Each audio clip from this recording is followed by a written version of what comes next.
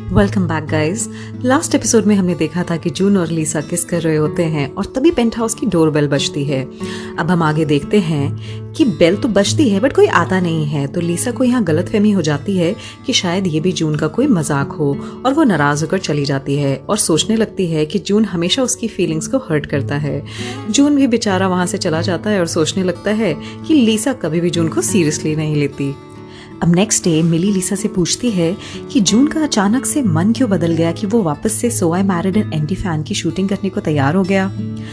अब ये Wonder Woman magazine के ऑफिस में शूट करने जाते हैं जहां लीसा पहले काम करती थी।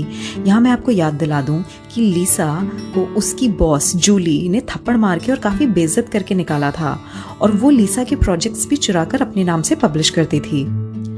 अब लीसा जब शूट के लिए तैयार हो रही होती है तो जून उससे मिलने आता है बट लीसा उसे इग्नोर करती है और मेकअप टीम पर गुस्सा करके बोलती है कि वो उसको ज्यादा मेकअप ना लगाएं। वहां तभी डायरेक्टर सैम आता है तो लीसा अब लगे हाथों सैम पर भी बरस पड़ती है कि वो हमेशा शो पर लीसा को एक विलन की तरह दिखाता है। लीसा को इतना भड़का हुआ देखकर जून उसको साइड में लेकर जाता है और पूछता है कि वो इतना क्रैंकी क्यों बिहेव कर रही है। जून ये भी बोलता है कि लीसा की तरह वो भी पिछली रात वाली किस की वजह से थोड़ा नर्वस और फ्लस्टर्ड फील कर रहा है। लीसा उसको बोलती है कि वो उस किस को एक गलती समझ के मैटर खत्म कर सकता है। ये बोल के वो चली जाती है।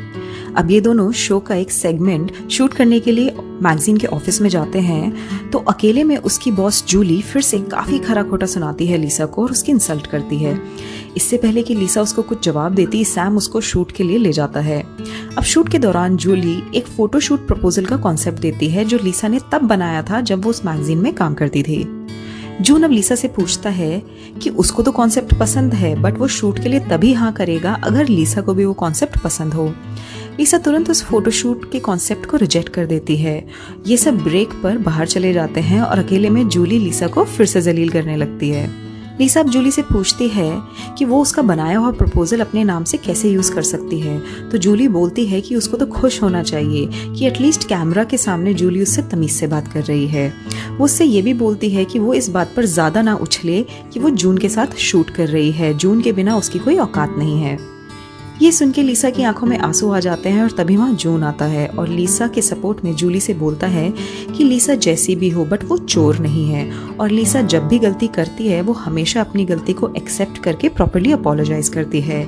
जून अब जूली से बोलता है कि अगर जूली चाहती है कि वो इस कॉन्सेप्ट का फोटोशूट करे तो जूली को लीसा से माफी मांगनी पड़ेगी। ये बोल के वो लीसा को वहां से लेकर चला जाता है। अब एज एक्सपेक्टेड जूली सबका सारा गुस्सा अपने स्टाफ पर उतारती है और उनको एक नया प्रपोजल बनाने को बोलती है। अब जून अकेले में लीसा को डांट के बोलता है कि वो लोगों को उसे बुली क्यों करने देती है। अगर उसने पास्ट में अपने लिए स्टैंड लिया होता तो उसकी उस मैगजीन की जॉब नहीं गई होती। लीसा पलट के बोलती है कि जून की वजह से ही उसकी जॉब गई थी, तो जून जवाब में बोलता है कि जॉब से निकाले जाने के बाद लीसा जब उसके ऑफिस के बाहर जाकर अकेले प्रोटेस्ट कर सकती है तो उसने मैगजीन के ओनर से अपनी जॉब के लिए लड़ाई क्यों नहीं की। इन दोनों की फिर से काफी कहासुनी हो जाती है और लीसा नाराज होकर वहां से चली जाती है। डैनियल अब एक डिटेक्टिव को जापान में कॉल करके उस आदमी के बारे में पूछता है जिससे मिलने जून और मैनेजर रिंग के साथ गए थे। डिटेक्टिव अब डैनियल को बताता है कि जून किसी रिंग के ओनर के बारे में उस आदमी से जानकारी लेने गया था और डिटेक्टिव डैनियल को उस रिंग की फोटो भी भेज देता है।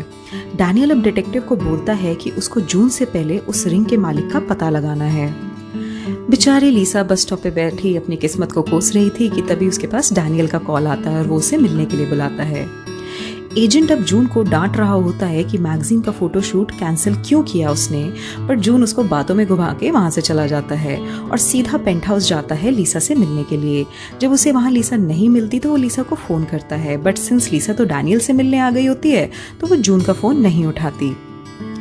अब डैनियल और लीसा इधर उधर की काफी बातें करते हैं तो तभी लीसा की नजर उस रिंग की फोटो पर पड़ती है और लीसा डैनियल से पूछती है कि क्या वो रिंग उसकी है, तो डैनियल यहाँ झूठ बोल देता है कि ये रिंग उसकी है। तो अब लीसा उसको बताती है कि उसको वो रिंग जापान में मिली थी और उसने वो रिसेप्शन पर डिपॉजिट कर दी थी।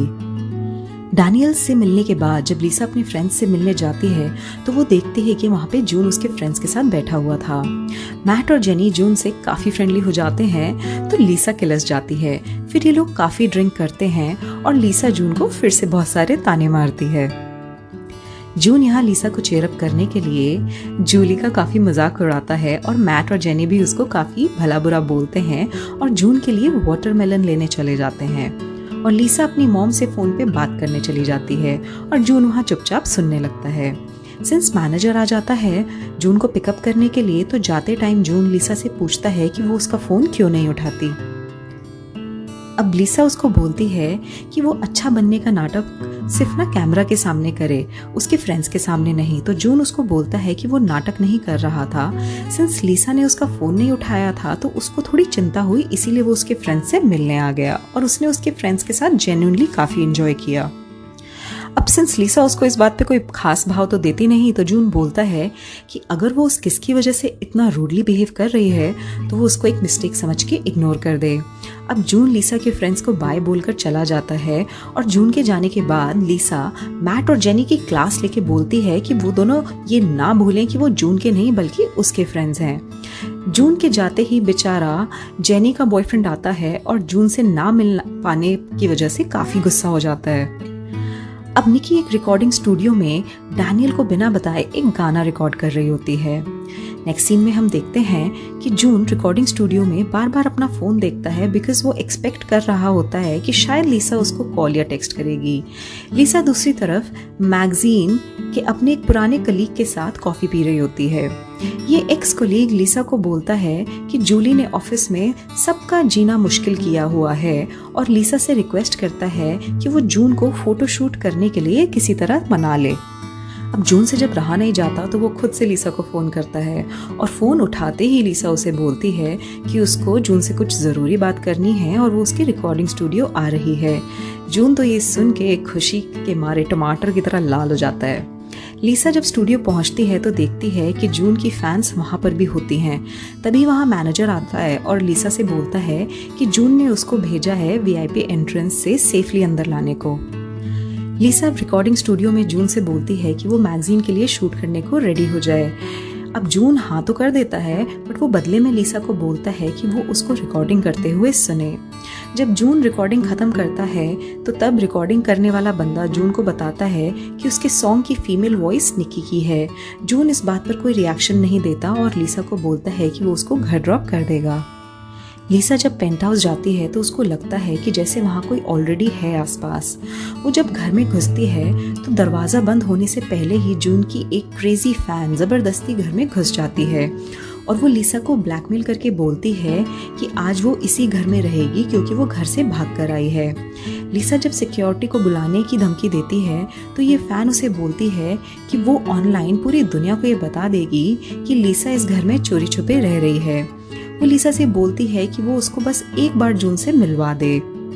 लीसा उसे बताती है कि आज रात तो जून दूसरी सिटी गया हुआ है काम से, वो रात को वहीं रुकती है और ये दोनों so I married an anti fan का सेकंड एपिसोड देखती हैं और ऑनलाइन कमेंट वॉर भी करती हैं। नेक्स्ट मॉर्निंग वो फैन लीसा के शूज़ जो उसे जून ने किस करने से जस्ट पहले दिए थे उनको उठा लेती है। तो लीसा बोलती है कि प्रोडक्ट प्लेसमेंट की वजह से ये शूज़ आज उसको शूट पर पहनने हैं। लीसा उसको प्रॉमिस करती है कि वो आज के टॉक शो की शूटिंग के बाद उसको जून से ज़रूर मिलवाएगी। अब डैनियल को पता चलता है कि जून के लेटेस्ट सॉन्ग के लिए निकी ने गाया है तो वो निकी को कन्फ्रंट करता है बट निकी उसको बोलती है कि उसको पता नहीं था कि वो सॉन्ग जून का है। तो डैनियल उसको लेकर जून के टॉक शो पर चला जाता है। उधर टॉक शो पर जून देखता है कि लीसा ने उसके दिए हुए शूज़ पहने हुए हैं तो वो खुशी के मारे उसको मैसेज करके बोलता है कि शूज़ उस पर काफ़ी अच्छे लग रहे हैं। तभी वहाँ डैनियल आ जाता है निकी को लेकर और उससे गाने के बारे में पूछता है। जून फिर से बेचारी निकी को प्रोटेक्ट करने के लिए बोलता है कि ये एक मिसअंडरस्टैंडिंग है, काफ़ी सारे फीमेल वॉइसेस की ऑडिशन टेप्स आई हैं और निकी को अभी फाइनलाइज नहीं किया गया। तभी वहाँ मैनेजर और लीसा और बाकी क्रू वाले भी आ जाते हैं। तो डैनियल बोलता है कि वो तो सिर्फ जून का टॉक शो देखने आया है। निकी का सेकेंड हैंड एम्बैरेसमेंट आप सब लोग यहाँ पे फील कर सकते हैं। जून अब लीसा को लेकर वहाँ से चला जाता है और जून का टॉक शो स्टार्ट हो जाता है। अब इंटरव्यूअर जून से पूछती है कि उसको पहली बार प्यार कब हुआ था तो जून बोलता है कि पहला प्यार बहुत कम लोगों को मिलता है बट सेकंड या थर्ड लव अक्सर हिस्ट्री बन जाता है। अब इंटरव्यूअर उससे पूछती है कि अगर उसका पहला प्यार उसके पास वापस आया तो वो क्या करेगा। डैनियल और निकी दोनों ही जून को देख रहे होते हैं और जून लीसा की तरफ देखने लगता है। यहीं पे ये एपिसोड खत्म हो जाता है। अगर एक्सप्लेनेशन अच्छा लगा तो please like and subscribe. Also notification icon पर क्लिक करना ना भूलें ताकि आपको लेटेस्ट वीडियोस की अपडेट मिलती रहे। मिलते हैं नेक्स्ट एपिसोड में, तब तक के लिए बाय बाय।